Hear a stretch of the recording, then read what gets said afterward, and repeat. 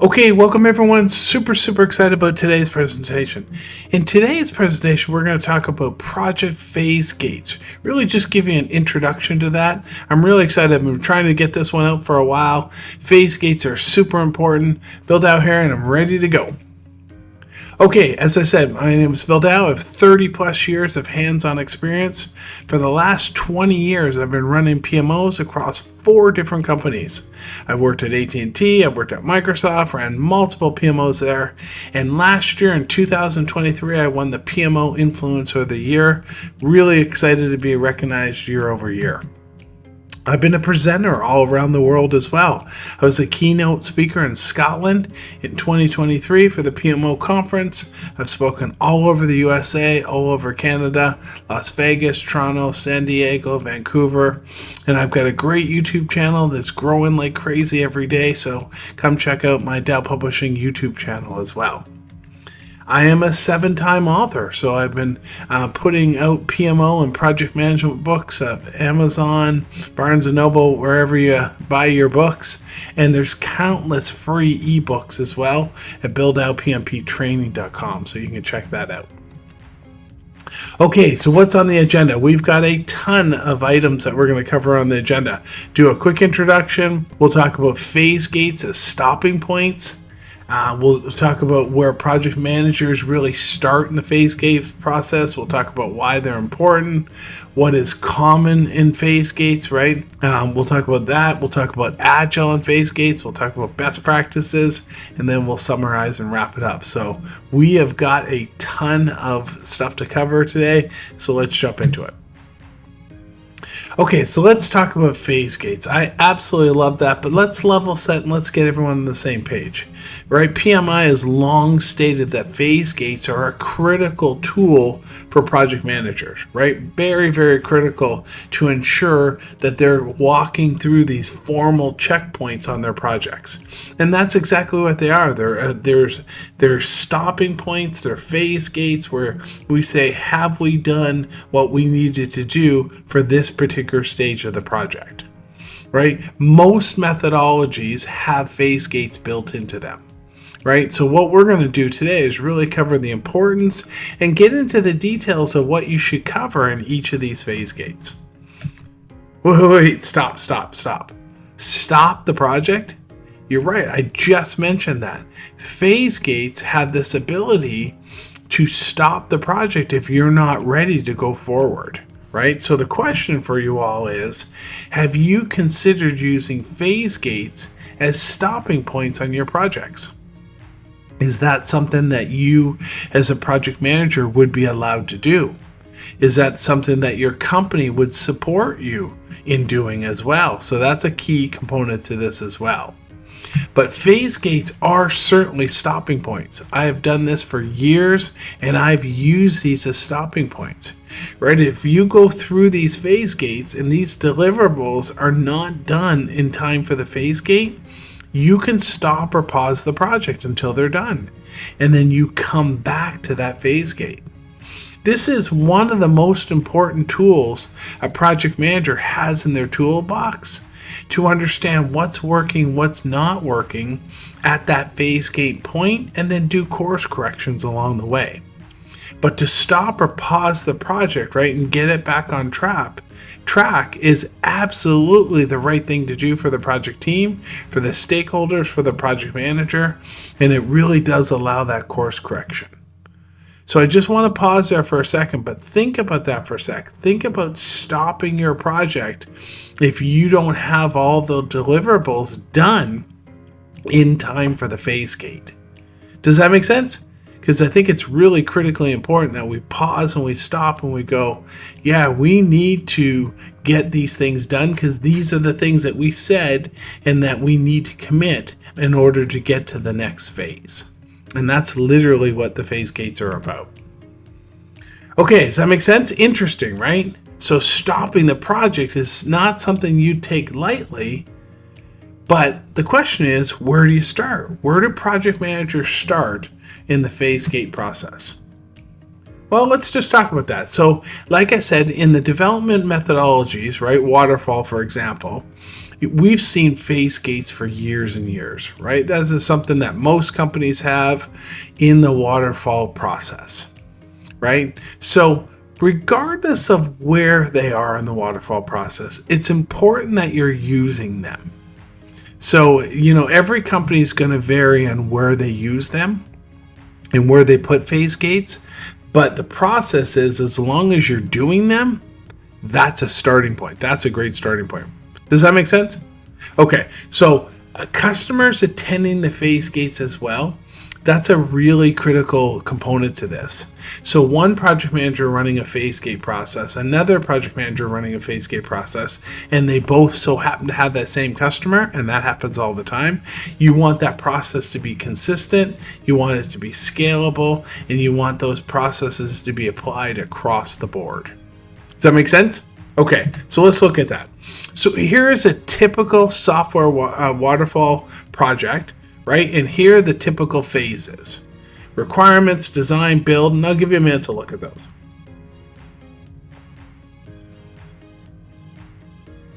Okay, now for this process, I put a phase gate after design, I put it after stabilize, and I put it after go, no go. Are they right or wrong? Nope, can't tell you that. What I can tell you is these are the typical phases, and in this example, I put these three. Here's another example. This time I put it after requirements, or I put it after stabilize, or I put it after project close. I can't tell you where to put them. That's your company has to decide that, right? Your company will decide where you should put those. I have some recommendations, I have some best practices, right? But it's not up to me across all the companies that are watching this video today, right? And attending this webinar. So again, your company has to decide where you put them, but the main thing is you're using them. And I can't stress that enough. There's so much flexibility and there's so many differences in how projects are ran and development methodologies such as waterfall are ran. So your company has to dictate those. One of the things though is I see project managers actually skip the phase gate process. They don't think they're important. They just like, yeah, I'll just move on, or I'll cram it with a steering committee and we'll just crank this off really quickly because everyone's so busy. I think that's a huge mistake, right? I think project managers have to use these phase gate processes to their advantage, and they have to checkpoint to see whether the project team has delivered the things that they needed to deliver before going on to the next phase. So I'm going to come back to that stopping point again. Right? When project managers use phase gates as stopping points, it becomes a very powerful tool in how they're executing and driving the project. If they're not feeling good about the project, take it to the phase gate, right? If they're seeing the deliverables are not complete, take it to the phase gate. You can fail a phase gate, right? Pause the project, get the work done, and then come back to that phase gate. Does that make sense? So they're critically important, but in this particular section, I just wanted to cover that they can go in certain parts of the waterfall process. I can't dictate where they would go exactly. Okay, but the question is, why are they so important? Like, why are phase gates so important, right? So let's get into that. It's really the key point here is it allows everyone to understand what the project team has done and not done at the stage of the project, right? It provides a point in time on whether the project is going to deliver the expected value. You would have those value checkpoints at these phase gates. Value is done, ROI is done very differently, but I want to just propose that as an idea of what could possibly be done within your organization at a phase gate. Are you going to deliver that expected value? It provides a pause point, right, to the stakeholders as the team members. What's working? What's not working? What course corrections can we make? And that's a critical component as well. Does that make sense? Okay, so I think it's really important is we pause and we understand the importance of these, and then we start using these as a tool in our toolbox. Make sense? Awesome. Okay. So what we've talked about briefly is we need phase gates. We talked about where they go, right? And that's going to differ from company to company. Now what I want to cover is what deliverables, what would you include in each phase gate? Now, these are going to vary from company to company as well, but what I wanted to do was give you a starting point. Okay, so if you're going to start right under requirements, right, and I believe this is a perfect place for a phase gate, what do most companies put in the requirements phase gate? Now, if you're not using phase gates today, especially at requirements, this is going to be a great starting point. But again, it's just a starting point, right? Your company would vary. Okay, let's look at this list. And I won't drain this list completely, but there's some key things I want to cover. BRD sign-off, use cases or user stories, budget approved, risks understood, issues understood, RACI, a project schedule, right? Some of the key things, and I'll give you a minute to consume here, or you can take a screenshot or watch a recording or pause the recording, whatever. But point is here, this list could change, but directionally, it's a great starting point. And at requirements, we tend to have a BRD and a BRD sign-off. You may add the project charter there. Some companies use charter, some don't. Again, I want to stress it's going to be different or could be different for your company, but it's a starting point to get started in the phase gate process around requirements. And I'll just pause there for a second so you can really look at these and take a screenshot or understand the key component of this phase gate. Make sense? Okay. Now let's go to design. So now we've moved into design. Again, what would be included in a design phase gate? Okay. So what you're going to see, I'm just going to highlight the red circle. So the red circle is really the project management deliverables. And you're going to see these gate after gate after gate. I'm not going to call those out every time, but you're going to see those, and you expect that at phase gates, the key deliverables for the project are going to continue as well. But what else do you see? You see detailed design specifications, tech spec, user interface documents, right? Security design, performance designs. Maybe even at this point, you're going to start a test plan.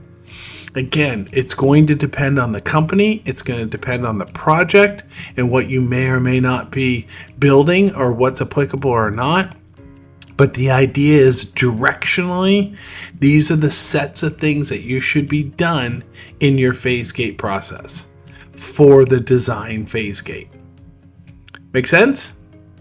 Right? And again, I like that, and I've continued to put that your company may be different and have different criteria for this particular phase gate.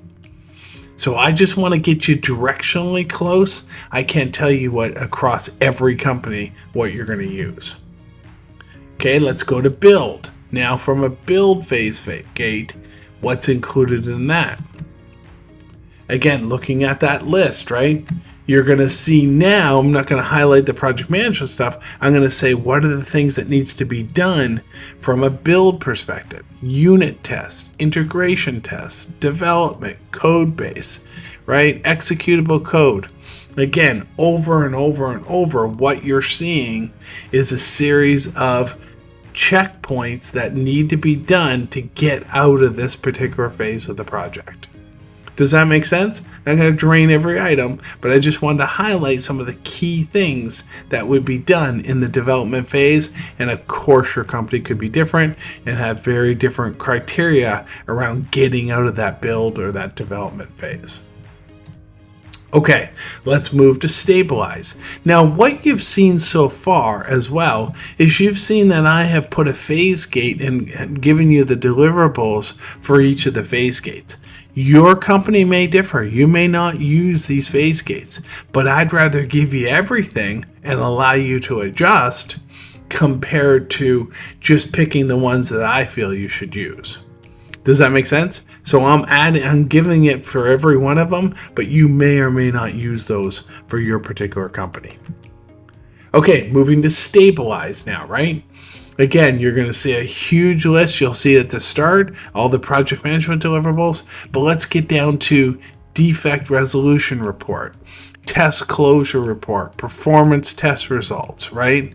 All in that 10, 11, 12 range of the list there. But again, some of the things you're going to look for: who owned it?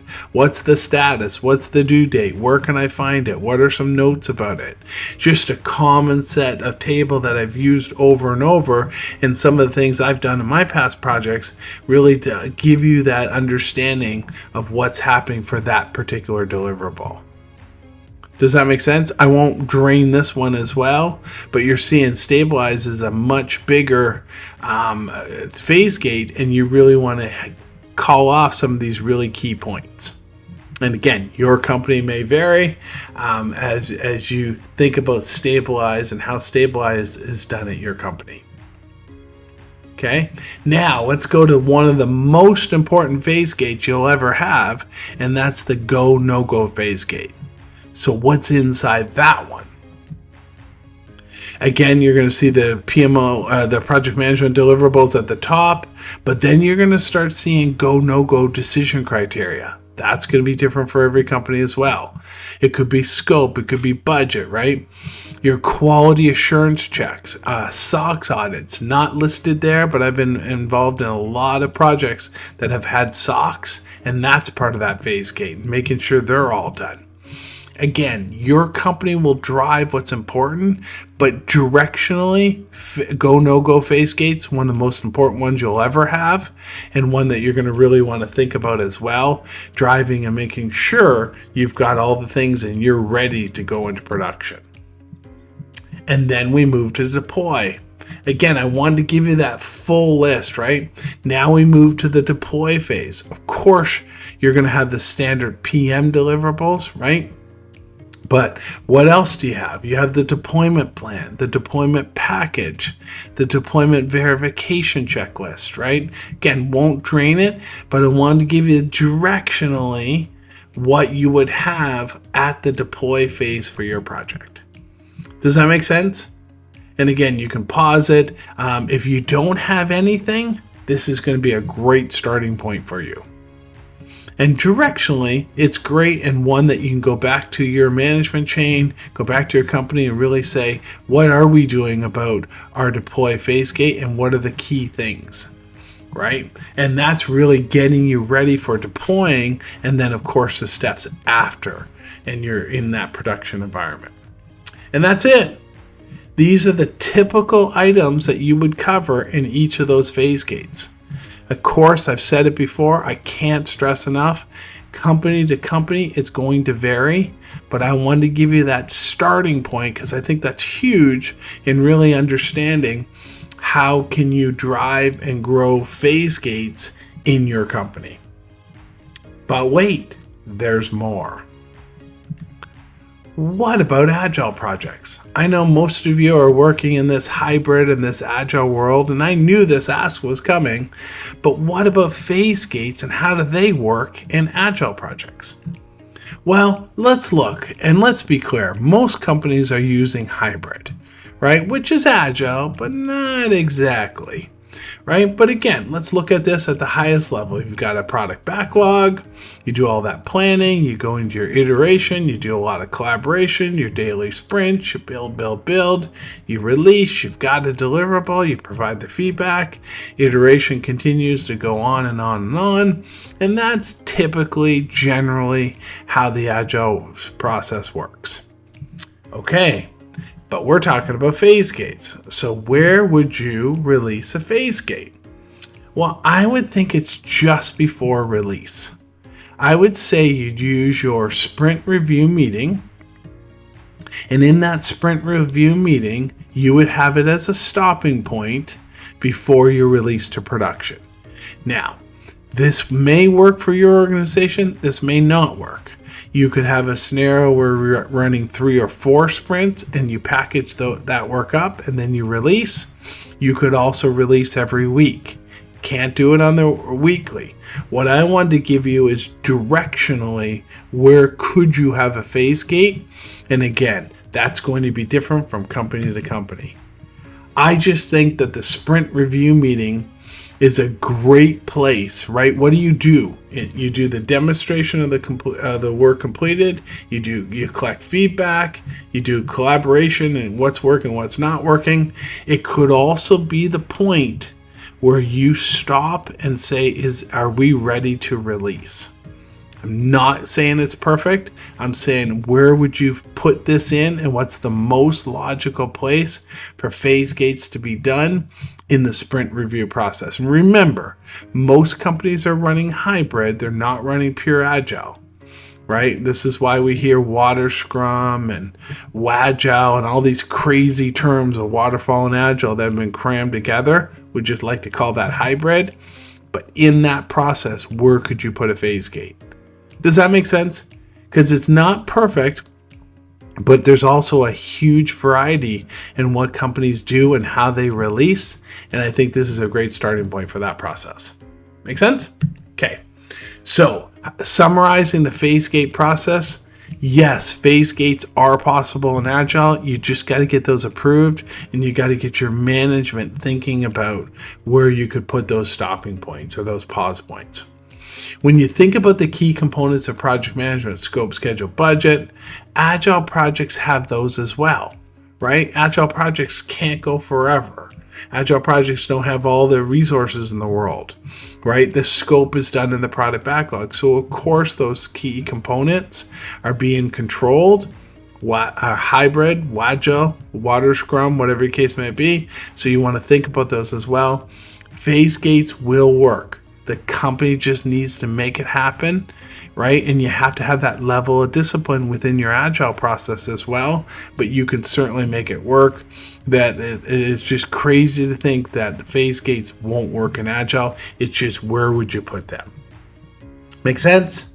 Okay, so let's do this. Let's look at some best practices regardless of waterfall, regardless of Agile. One of the things I like to do is book the meetings, these phase gate meetings, long ahead of when the meetings are going to actually take place. So get them on the calendar, get them booked, get the people there, and they become driving points. They become points to actually get the folks generating all the information to that phase gate process. Can you move them? Of course you can move them. But the idea is you get them on the calendar early and get those pre-booked, and then they become driving points. Use standard templates, right? Some of the tables we just covered, use that as a standard template for every one of your phase gates. Who owns it? What was the due date? What are some notes about it? Where can I find it, right? And we saw those in those tables. Ensure your stakeholders attend the phase gate meetings, and they don't just phone in their approval. You want them to understand that the project's moving to the next phase, and them just kind of going, yeah, whatever, go, I don't care, just go move forward. You don't want that. You want them to be engaged and either approve or don't approve the phase gate. And then finally, right, capture those phase gates in emails. Right? Outlook allows you to hit F12, right, on a typical keyboard, and that's going to save that phase gate, that approval. Lock all those phase gate approval emails together, store them in your project documentation, and you can go back. People are giving you formal approval to move forward. You want to save that approval and store it with your project documentation. So just some phase gates I've used before, little tricks from the SOX world when I was working in that world. But again, saving those phase gate approvals are critical, and those are emails that should be stored with your project documentation. All right, let's wrap up here. We've covered a lot of information, right? So phase gates are really a critical tool for project managers in their toolbox, right? They often ignore it, they devalue it, which is absolutely crazy. I think it's one of the most powerful tools they can use when they use it correctly. The goal of the phase gate process is to understand, are you ready for the next phase? Did you complete the work? Did you finish the task? Do you have that approval? Otherwise, pause the project, get the work done, and come back to the phase gate. right? It's not a marathon. You don't have to go as fast as possible. You want to do the right things for the project. You want to get the project with the highest level of quality. And these phase gates are really pausing points and stopping points and making sure you're done. When project managers recognize the importance of phase gates and they are backed that they can stop the project and get this work done, it becomes one of the most powerful tools in their toolbox. I can't say that enough times, right? Utilizing the phase gate process is critical for project managers. Make sense? Awesome. All right, that's all I have today. Here's all my contact information, built out at dellpublishingllc.com. Check that out, and I want to thank you so much for your time, and I hope you enjoyed it, and let me know what you think. I'll see you online. Thanks.